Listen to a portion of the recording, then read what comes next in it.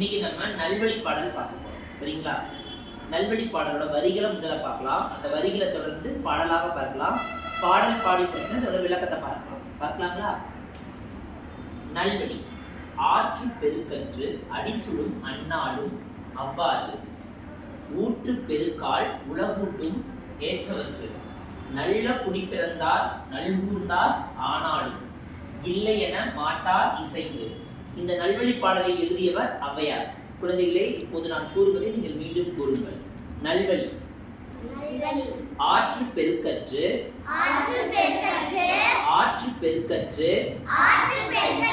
அடிசுடும் அந்நாளும் அவ்வாறு ஊற்று பெருக்கால் உலகூட்டும் ஏற்றவர்க்கு நல்ல குடி பிறந்தார் நல்கூர்ந்தார் ஆனாலும் இல்லையென மாட்டார் இசைந்து.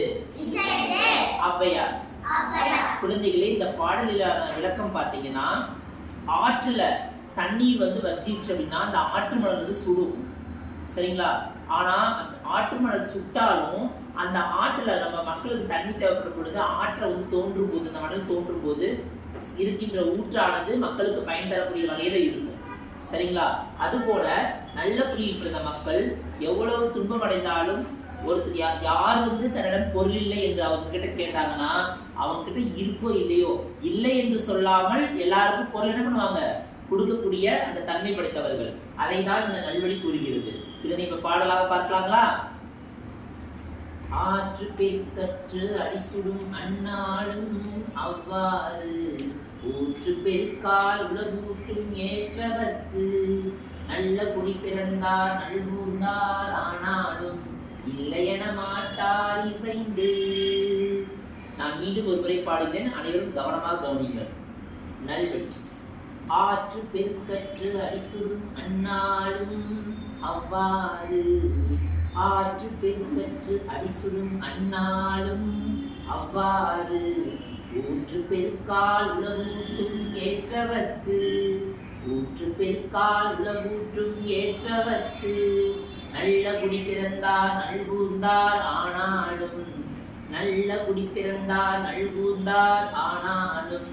இல்லை என மாட்டார் இசைந்து.